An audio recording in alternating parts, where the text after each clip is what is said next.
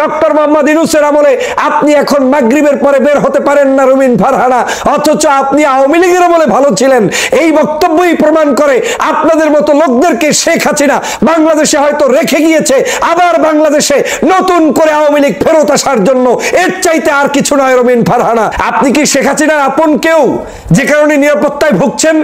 আপনি কি শেখ হাসিনার মতো সন্ত্রাস দুর্নীতি চাঁদাবাজদের পক্ষে যে কারণে নিরাপত্তায় ভুগছেন ব্যারিস্টার রুমিন ফারহানা?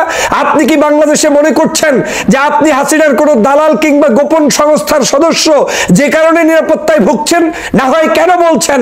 আমি এর মাধ্যমে বলতে চাই, বাংলাদেশের প্রত্যেকটি জায়গায় এখনো শেখ হাসিনার গুপ্তচরেরা বিভিন্ন নামে বেনামে হয়তো বিভিন্ন সংগঠনের মধ্যে লুকায়িত আছে। না হয় এই ধরনের বক্তব্য কোনোদিন হতে পারে না।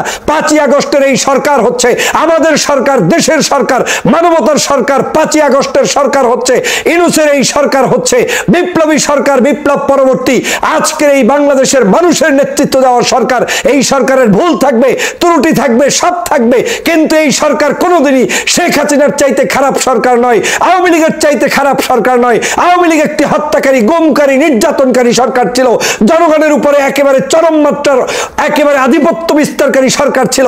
ওই সরকারকে হটিয়ে আমরা যেই সরকার বসিয়েছি, সেই সরকারকে যেই নেত্রীর পছন্দ হয় না, নিশ্চয়ই ওই নেত্রী শেখ হাসিনার ব্যক্তিগত কারণে, তার কোনো একজন বিশেষ ব্যক্তি ছাড়া আর কিছু নয়।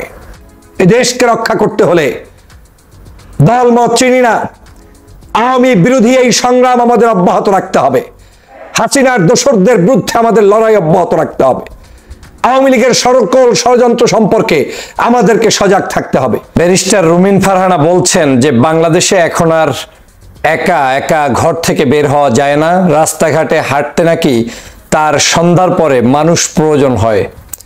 এমন এক বিভীষিকাময় বাংলাদেশের পরিস্থিতি যে রুমিন ফারহানাকে এক জায়গা থেকে আরেক জায়গায় যেতে হলে একা একা আর তিনি পারছেন না, তাকে মানুষ ছাড়া চলা দুষ্কর হয়ে দাঁড়িয়েছে তার জন্য। তার মানে তার জীবন এখন শঙ্কিত, তার চলাফেরা এখন লিমিটেড হয়ে যাচ্ছে, জনগণকে তিনি ভয় পাচ্ছেন। কে কোন জায়গা থেকে কিভাবে কি দুর্ঘটনা ঘটিয়ে ফেলেন সেগুলো নিয়ে তিনি একেবারেই জনসম্মুখে তথা লাইভে আপনার টক শোতে উন্মুক্ত করে দিলেন যে এই সরকারের সময় এরকম একটি খারাপ পরিস্থিতি বিরাজ করছে। কোন সরকারের সময়? যেই সরকার 5ই আগস্টে জুলাই বিপ্লবের চেতনা ধারণ করে একটি অভ্যুত্থান, একটি বিপ্লব, একটি চেতনার উপর ভিত্তি করে প্রতিষ্ঠিত হয়েছে, সেই সরকারের সময় রুমিন ফারহানার জীবন নিরাপদে নেই। রুমিন ফারহানার জীবন নিরাপদে কখন ছিল? শেখ হাসিনার যে 16 বছর ছিল সেই সময় তিনি নিরাপদে ছিলেন, সেই সময় তিনি সংসদে ছিলেন, সেই সময় তিনি বাসা বাড়ি, টকশো, রাস্তাঘাট সব জায়গায় তিনি চলতে পারতেন। রাজনীতি ভিন্নভাবে করলেও তার কোনো নিরাপত্তার সমস্যা ছিল না। কিন্তু এই রুমিন ফারহানারই আমরা দেখেছি যে তার উপরে যখন তিনি ছাত্রদের আন্দোলনে যোগ দিতে একটি জায়গায় এসেছিলেন শহীদ মিনার, সেই দিন তার বাসায় যে আক্রমণ করা হয়েছে, তিনি সেখানেও বলার চেষ্টা করেছিলেন যে তার উপরে গুন্ডারা আক্রমণ করছে, এবং সেই সময়টা কিন্তু ডক্টর মোহাম্মদ ইউনূসের সরকার না। তিনি বলছেন এগুলো আওয়ামী লীগ কিংবা ওদেরই, আবার পরক্ষণে বলছেন যে এদের দলীয় পরিচয় নাই, এরা আওয়ামী লীগও না। তার মানে ওই সময় তার বক্তব্যে একটু আওয়ামী প্রীতি ভাবটা দেখা গিয়েছে। মানে যারা তার উপরে আক্রমণ করতে এসেছে আওয়ামী লীগের সময়ও, তারা মূলত দলের কেউ হইতে পারে না, দল হইলে তো এরকম আক্রমণ করতে পারে না। তো তিনি জানেন না যে আওয়ামী লীগ মানেই সন্ত্রাস, আওয়ামী লীগ মানেই চাঁদাবাজ, আওয়ামী লীগ মানেই দুষ্ট, আওয়ামী লীগ মানেই একটি গন্ডর, এটা তিনি জানেন না। যাই হোক, তিনি তো সেই দিন বলেছিলেন যে আমার উপরে আক্রমণ করা হচ্ছে, আমার মা অসুস্থ, আমার মাকে হসপিটালে নিব, এই সময় দরজা জানলা ভেঙে দিচ্ছে, কাজ ভেঙে দিচ্ছে। এটা তো নতুন কিছু নয়। তাহলে সেই সময়টা ডক্টর মোহাম্মদ ইউনূসের সময় তো ছিল না, সেই সময়টা ছিল শেখ হাসিনার সময়। সেই সময় আপনি নিরাপদ বোধ করেন নাই ঘরের মধ্যে, আপনি তখন হাঁটতে পারতেন না। আপনার বক্তব্য অনুযায়ী যে আপনার বাসার সামনে নিরাপদ ছিলেন না, ঘরের মধ্যে দরজা জানলা ভেঙে ফেলছে। আর আজকে আপনি টিভিতে যাচ্ছেন, টক শো করছেন, রাস্তাঘাটে হাঁটছেন, সভা সমাবেশ করছেন, আপনি এখন বলছেন যে আপনি নিরাপত্তা বোধ করেন না। আসলে আপনি কি বোধ করতে চান আপনি বলেন? বাংলাদেশের জনগণকে কিভাবে আপনি বুঝাতে চান যে এই সরকার কোনো ভালো সরকার নয়? এটা কি উদ্দেশ্যটা কি? আমরা এই সরকারকে প্রতিষ্ঠিত করেছি, জনগণ এই সরকারকে প্রতিষ্ঠিত করেছে। আর যাই হোক, অন্তত পক্ষে শেখ হাসিনার 16 বছরের জুলুম নির্যাতন থেকে বেঁচে থাকার জন্য। আপনি শেখ হাসিনার 16 বছরের অত্যাচার, জুলুম, নির্যাতন, অর্থ সম্পদ লোপাট, দেশটাকে ধ্বংস করে দেয়া, এই সব কিছুর একেবারে ভালো রেজাল্ট আপনি 6 মাসের মধ্যে চাচ্ছেন। 6 মাসে এমন কি হয়েছে আমাকে বলেন?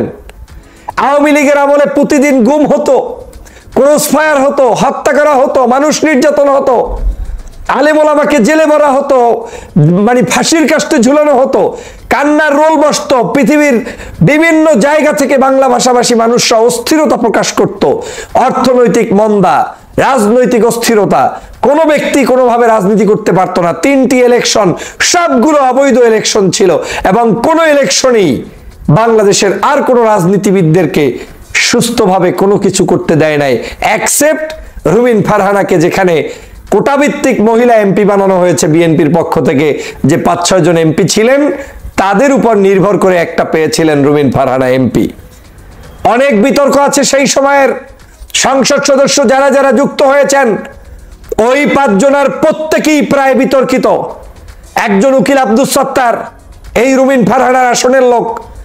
এই উকিল আব্দুস সত্তার কিন্তু লোভ সহ্য করতে পারে নাই, মৃত্যুর আগে তাকে কি করতে হয়েছে, সেখানে কিন্তু তিনি স্বতন্ত্র ইলেকশন করে তারপরে তিনি সেখানে ওই আওয়ামী লীগে যোগ দিয়ে আওয়ামী লীগের সবাইকে নিয়ে আবার এমপি হওয়ার চেষ্টা করেছেন, হয়েছেনও তিনি। তারপরে আপনারা জানেন সেই উকিল আব্দুস সত্তার ইতিহাস। আরেকজন হচ্ছে এই যে হারুন সাহেব, কয়েকদিন আগে বক্তব্য দিয়েছেন, চাঁপাইনবাবগঞ্জ সম্ভবত তার বাড়ি। এই হারুনও ওই 5-6 জন এমপির একজন। তাহলে দেখেন তাদের কেমিস্ট্রি মিল কত, প্রত্যেকের কথাবার্তার মধ্যে এলোমেলো মনোভাব।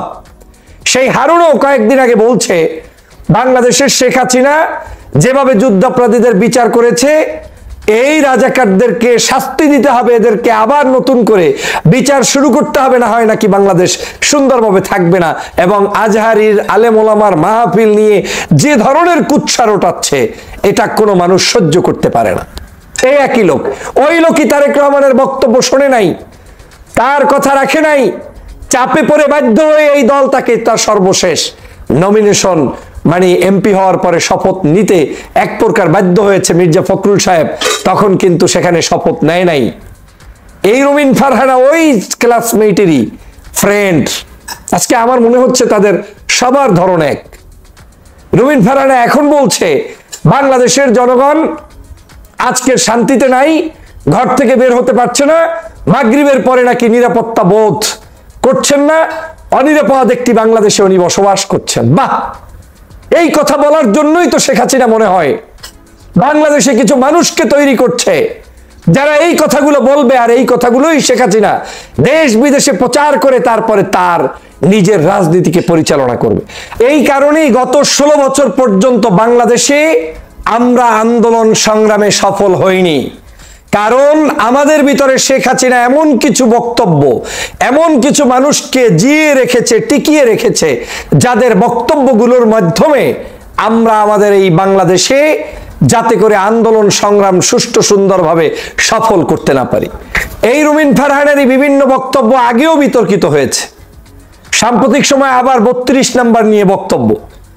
এই 32 নাম্বার বাংলাদেশের সকল সাধারণ জনগণ, এটাই কোনো নেতা টেতা ছিল না, বিএনপি জামাত আর হেফাজত আর চরমনাই নাই, এখানে কোনো দল টল কেউ দেখে নাই, আর ছাত্র জনতার কোনো নেতা ছিল না। শেখ হাসিনা বাংলাদেশের বিরুদ্ধে কথা বলেছে, ছাত্র জনতাকে খুন করে আবার সেখানে বক্তব্য দিতে আসতে চেয়েছে। জনগণ সদল বলে শেখ হাসিনার এই দাম্ভিকতার জবাব দিতে গিয়ে 32 নম্বরে যা হওয়ার তাই হয়েছে। এটা নিয়েও চুলকানি কেন আপনাদের? বাংলাদেশের কোনো ইস্যুতে শেখ হাসিনা যে সকল কার্যক্রম করে, সেই ইস্যুতে কেউ যদি বক্তব্য দেয়, তার পক্ষে যদি অবস্থান নেয়, সেটা কোনোদিনই দেশের সাধারণ জনগণ মেনে নিতে পারে না, মেনে নিবে না, মেনে নিচ্ছে না। কিন্তু আজকের সেটাই হচ্ছে এই বাংলাদেশের বর্তমান অবস্থা, যে এখানে এখন সবাই মিলেমিশে আওয়ামী লীগকে পুনর্বাসন করার কাজে নেমে পড়েছি আমরা। এখন বক্তব্য শুনলেই মনে হয় আওয়ামী লীগের আমল ভালো ছিল, ডক্টর মোহাম্মদ ইউনূসের আমল খারাপ। আওয়ামী লীগের আমল ভালো ছিল, আজকের সব ধ্বংস হয়ে যাচ্ছে, ভাবখানা এরকম। অথচ আওয়ামী লীগের আমলে যখন একটি গোষ্ঠী নিগৃহীত ছিল, তখন এই সকল মানবতাবাদী কোনো নেতাকে, কোনো রাজনৈতিক কর্মীকে বক্তব্য দিতে আমরা দেখি নাই। আলেমরা জেলে কথা বলে নাই, ফাঁসির কাজটা নিয়ে গিয়েছে কথা বলে নাই। আর আপনি এখন সন্ধ্যার সময় বের হইতে পারতেছেন না, নিজে নিজে ইচ্ছা করে বলছেন। তার মানে আপনি যে আপনার নিরাপত্তা যদি আপনি নিশ্চিত করতে না পারেন, আপনি যদি না জানেন যে বাংলাদেশের মানুষ আপনাকে কোন কথা কোন বক্তব্য পছন্দ করে, আপনার রাজনীতি কি হওয়া উচিত, আপনি যদি শেখ হাসিনার দালালি করেন, তাহলে তো বাংলাদেশে আপনার নিরাপত্তা এমনিও থাকবে না। সেটা যে দল করেন, কোনো দল করলে লাভ হবে না। যদি হাসিনা প্রীতি কেউ দেখায়, তাকে তো কেউ জনপদে কেউ নিরাপত্তা দিবে না। এখন যদি আমার প্রশ্ন থাকে আপনার প্রতি, তার মানে ব্যারিস্টার রুমিন ফারহানা, আপনি কি এই হাসিনার কাছের কেউ হয়েছেন যে কারণে নিরাপত্তাহীনতায় ভুগছেন? আপনি কি শেখ হাসিনার আপন কেউ যে কারণে নিরাপত্তায় ভুগছেন? আপনি কি শেখ হাসিনার মতো সন্ত্রাস দুর্নীতি চাঁদাবাজদের পক্ষে যে কারণে নিরাপত্তায় ভুগছেন ব্যারিস্টার রুমিন ফারহানা? আপনি কি বাংলাদেশে মনে করছেন যে আপনি হাসিনার কোনো দালাল কিংবা গোপন সংস্থার সদস্য যে কারণে নিরাপত্তায় ভুগছেন? না হয় কেন বলছেন ডক্টর মোহাম্মদ ইউনূসের আমলে আপনি এখন মাগরিবের পরে বের হতে পারেন না রুমিন ফারহানা, অথচ আপনি আওয়ামী লীগের আমলে ভালো ছিলেন? এই বক্তব্যই প্রমাণ করে আপনাদের মতো লোকদেরকে শেখ হাসিনা বাংলাদেশে হয়তো রেখে গিয়েছে, আবার বাংলাদেশে নতুন করে আওয়ামী লীগ ফেরত আসার জন্য। এর চাইতে আর কিছু নয় রুমিন ফারহানা। আমি এর মাধ্যমে বলতে চাই, বাংলাদেশের প্রত্যেকটি জায়গায় এখনো শেখ হাসিনার গুপ্তচরেরা বিভিন্ন নামে বেনামে হয়তো বিভিন্ন সংগঠনের মধ্যে লুকায়িত আছে। না হয় এই ধরনের বক্তব্য কোনোদিন হতে পারে না। 5ই আগস্টের এই সরকার হচ্ছে আমাদের সরকার, দেশের সরকার, মানবতার সরকার। 5ই আগস্টের সরকার হচ্ছে ইউনূসের এই সরকার হচ্ছে বিপ্লবী সরকার, বিপ্লব পরবর্তী আজকের এই বাংলাদেশের মানুষের নেতৃত্ব দেওয়ার সরকার। এই সরকারের ভুল থাকবে, ত্রুটি থাকবে, সব থাকবে, কিন্তু এই সরকার কোনোদিনই শেখ হাসিনার চাইতে খারাপ সরকার নয়, আওয়ামী লীগের চাইতে খারাপ সরকার নয়। আওয়ামী লীগ একটি হত্যাকারী, গুমকারী, নির্যাতনকারী সরকার ছিল, জনগণের উপরে একেবারে চরম মাত্রার একেবারে আধিপত্য বিস্তারকারী সরকার ছিল।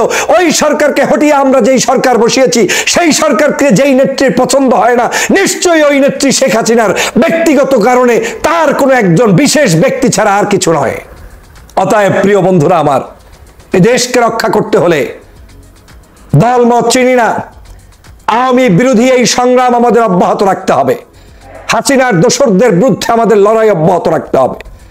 আওয়ামী লীগের সকল ষড়যন্ত্র সম্পর্কে আমাদেরকে সজাগ থাকতে হবে। আমাদের আগামীর বাংলাদেশ বিনির্মাণ করতে হবে ন্যায় ইনসাফ এবং এই যে অসৎ চিন্তা, আধিপত্যবাদের পক্ষে, আওয়ামী লীগের পক্ষে যে সকল দালাল, তাদের মুখ সম্মোচন করে আগামীর রাজনীতি